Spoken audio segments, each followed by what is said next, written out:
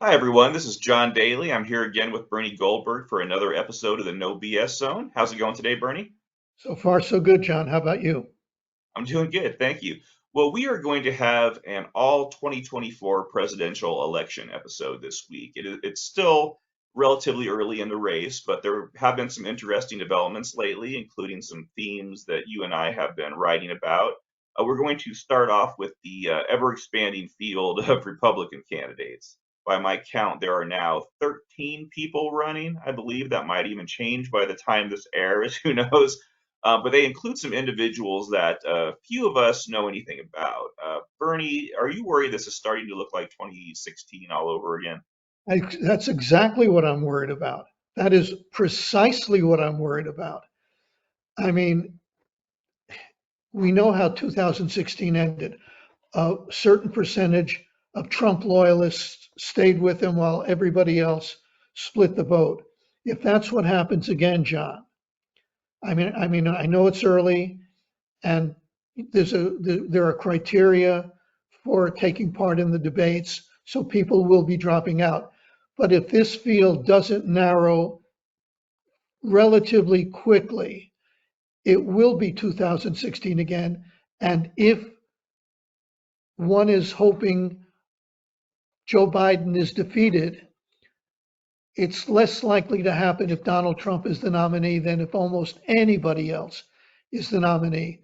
So if you're a Republican and you want a Republican to win, I would suggest you come to your senses sooner rather than later, because if this is 2016 2.0, Donald Trump will be the nominee and Joe Biden likely, not certainly, but likely will be the president going forward. Now, I wrote a piece last week on the website where I actually pushed back on a bit of the conventional wisdom that you just spelled out, that this large field is destined to hand Donald Trump the nomination. Reflexively, I believe that for a while. I still think there's a good chance it's true, but Chris Starwalt has been arguing that and I think kind of convincingly that it's okay for a bunch of people to run as long as they jump out of the race once it's clear they aren't building momentum and that they have no path forward. He thinks that time is around Christmas time. He sees that as a sensible cutoff date, and he thinks until then, his recommendation is the candidate should basically just shoot for the moon. And definitely not a Trump guy. Um, this would actually be different than in 2016 when going into the new year, there were still 11 active campaigns, not including Donald Trump's. And I think people were sort of up until almost the very end were expecting Trump to eventually implode. And I hope they know better now that they won't count on that happening this time. What do you think about that, Bernie? Does that make any sense? I'm just not sure, and here's why. Politicians who everybody, I'm not arguing that they don't have a good message, but they don't stand a chance. They have 1% or less than 1%. What motivates them to jump in the first place? Ego, some kind of vanity campaign. Everybody who enters the race, I believe, actually thinks they could break through somehow. If only people could hear my message, I've got a shot. It's not true, but they delude themselves into thinking that. Unless they get rid of that idea, they'll stay in the race longer than is healthy for the Republican Party. And I'm just not sure at this point if they're going to drop out around November, December, or if they think if I just stay in for a few more months, I'll finally catch on. They're delusional, many of them. Many of them just don't stand a chance. We all know that, but they entered the race, didn't they? And you got to wonder why. If it isn't vanity, is it they hope to be they hope to be named as the winner's vice presidential candidate? I think that's true for some candidates, Nikki Haley and Tim Scott in particular. Do they want to increase their name recognition so that they can go out and speak and make money? I don't know. All I know is that I'm worried that it looks like 2016. And if you don't want Donald Trump to be the nominee and you don't want Joe Biden to be the president again, 2016 is not a good model to go forward on. Now, one thing that really surprised me, I believe it was just Monday, some new polls came out from over the weekend. And believe it or not, Chris Christie, according to the polls, is already in fourth place. He just entered.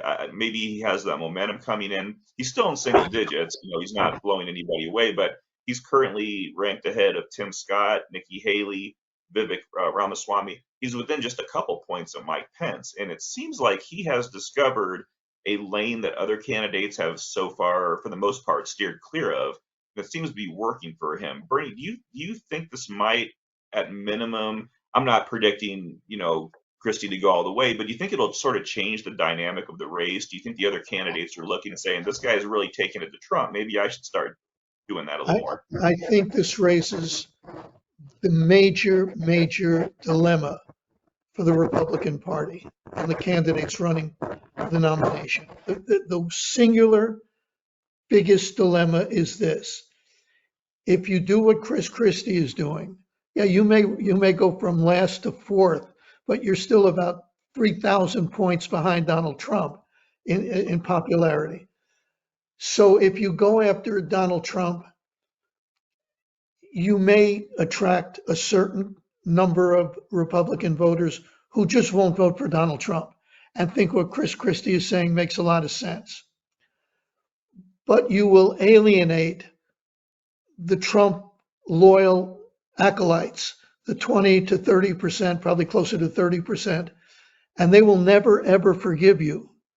So I know you have thoughts on this, John, but to me, the dilemma is if you say I'm running against Donald Trump, I can't go at him in an offhanded way. I have to say, why do I think I'm better? Because I don't think he's fit to be the president of the United States. I don't think he has the character to be the president of the United States. I'm going to say that, which is what Chris Christie is doing. Then you lose the 30% that you need to win the nomination. I, I just think it's I'm not saying it's an insurmountable dilemma. It's one that has me puzzled. Take it, John.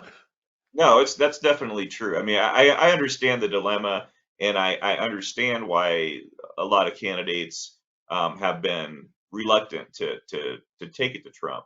But yeah, it's just I feel like at this point you got to sort of flip the script somehow. You got to take some chances because otherwise, doing what some of these people are doing is just gonna keep. Ron DeSantis has been stuck at 20% in the Republican primary. He's actually gone down over time and now he's starting to sort of hit back. But I don't think it'll be interesting to see if he builds any momentum.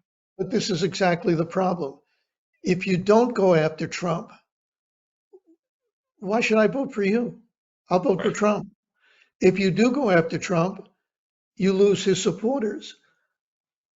I think Donald Trump is sitting at home laughing his rear end off, saying, I've done it again. I have a Could column be. coming up on Monday morning that I hope everybody looks at. The first sentence in the column, which I'm still writing, is I'm starting to think the Republican Party has a death wish. And it's Well, because Donald Trump, they've decided, at least at this in the summer of 2023, they've decided that they want Donald Trump to be their nominee. Now that could change. But if Donald Trump is their nominee, Joe Biden has the best chance of being reelected. This is crazy. This is crazy. So if you go after Donald Trump, you have a problem. If you don't go after Donald Trump, you have a problem. yeah. No, I hear you. And like as we've been saying, he remains the big front runner. He's polling at over 50%. But most polls, including very new ones, the same ones that show Biden becoming less popular, still show Biden uh, beating him in the general election. And they also show one of the other things they show is that Trump has a problem with independent voters. He's been asked a couple times now how he plans to appeal to those voters. These are people that he lost in 2020, he had in 2016. And his answer to how he will appeal to them in 2024 is to tell them he actually won in 2020. He said Well, that in a couple of interviews. Now, Bernie, do you let think me that's going to work? let me speak about that. In this day and age, a politician can't win the presidency without a substantial number of independent voters. They are a crucial block. And the independents voted for Donald Trump in 2016 and abandoned him in 2020 after they saw what 4 years of Donald Trump looked like. So how do you get him back? As you correctly said, his plan is tell him he really won in 2020. This is insane. It didn't work. Let me read you what Karl Rove said in the Wall Street Journal. Karl Rove, whatever else, he's a savvy guy. He knows what he's talking about. Mr. Trump doesn't seem to have a plan to attract these independents or other key voters. Mr.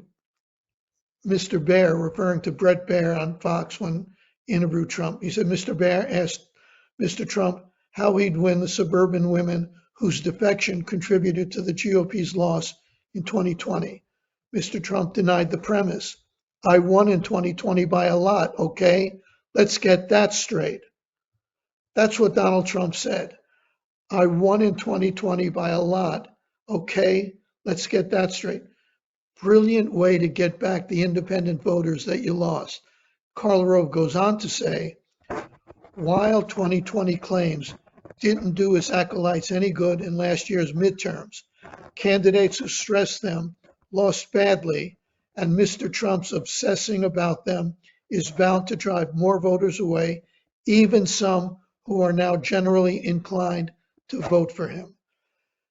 So as long as Donald Trump sticks with his crazy ass story that he really won in 2020, he's going to drive independents away. He's going to drive Republicans who don't want Joe Biden to win away. I get back to the lead sentence in the column that'll go up on Monday. I'm starting to think the Republican Party has a death wish.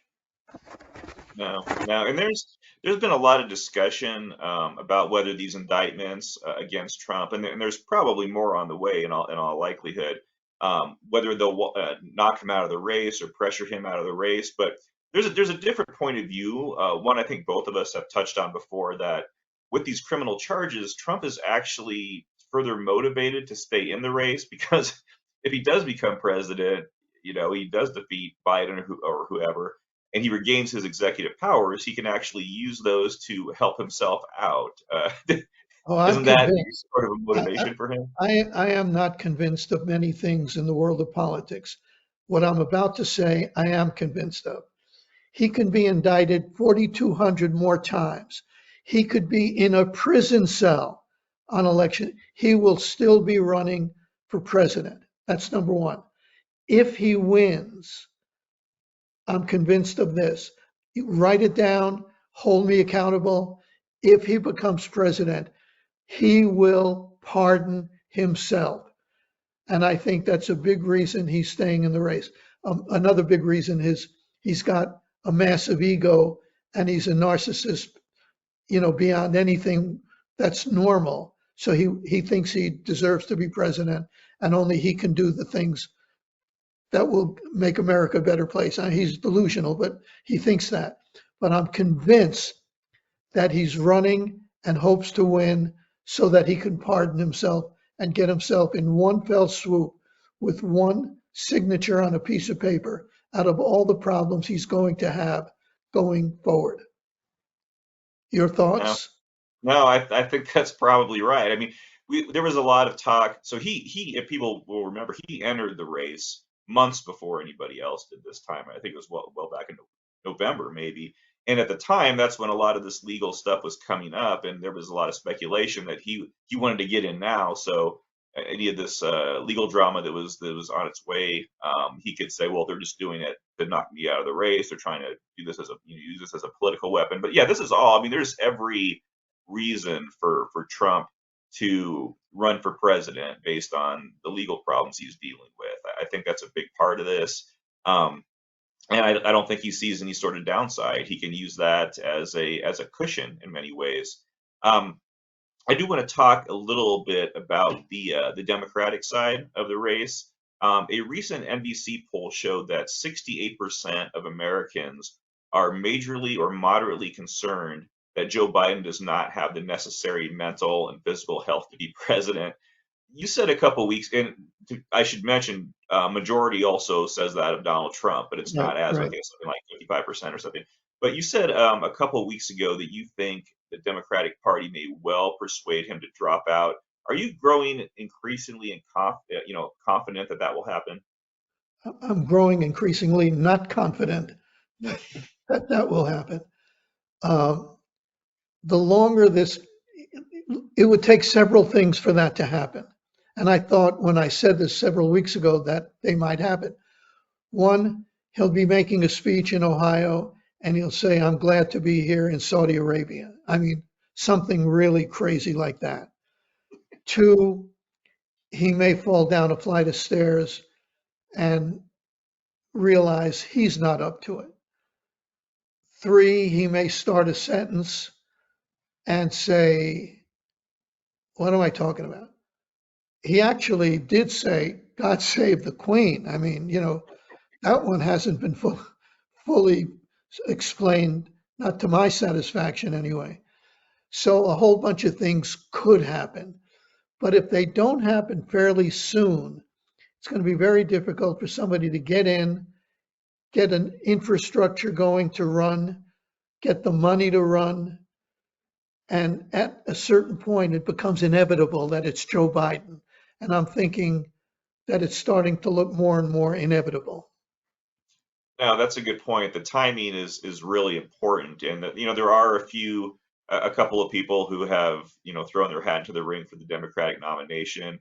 Robert F. Kennedy Jr. He was sort of leading that pack.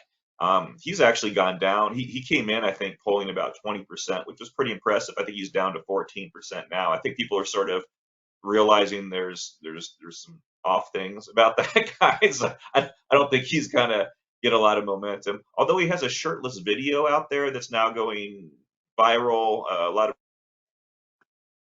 I guess they just want to cause chaos party, but yeah, I don't coming at Biden in a convincing way anytime soon. If Probably an agreement on that. Biden is not, understandably, is not going to take part in a debate. Why do you take part in a debate when your closest rival has 14% of the vote? But if there were a way for Robert F. Kennedy Jr., with all his crazy ideas, with all his conspiracy theories, there are enough screwballs in America who believe in conspiracy theories also. He will come off as more articulate than Joe Biden, as more intelligent than Joe Biden, as more thoughtful on other issues other than vaccines and stuff like that than Joe Biden. He's a potential threat to Joe Biden, but only if there's a debate. And there's no way in the world there's going to be a debate. So that's a moot point. Sorry, I just wasted 30 seconds of everybody's time laying laying that possibility out. Ain't going to Oh happen. no, no worries. Yeah, there never seems to be much sense for an incumbent to debate. Trump didn't do it in 2020 either, and there were a few, people running against him. But no, that makes perfect sense. If you're an incumbent, I you're already sort of the nominee. But I guess that's probably a good place to end things, Bernie. I want to thank everybody as usual for joining us here on the No BS Zone. Is there anything you wanted to add, Bernie? Any other thoughts on the election? No, only briefly what you just said about Trump says he won't debate either, and that makes perfect sense. If you've got 50 some odd percent of the vote and your nearest rival is about a light year away from you, why would you want to debate? But then you have a wild card, and that's Trump's egomaniacal personality. How long can he stay off the stage? How long can he resist the temptation to be in that center spot on a big stage. I think eventually he'll be on the debate stage, not in the beginning, but eventually.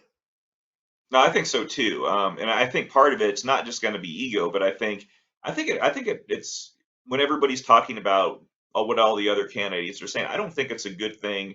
I mean, and I brought this up before. He skipped the first debate, Iowa debate in 2016 because he got And upset lost. with Megyn Kelly, and he lost. Yeah, he lost. And I think everybody else is getting this attention. There's a debate that's going to be full of people.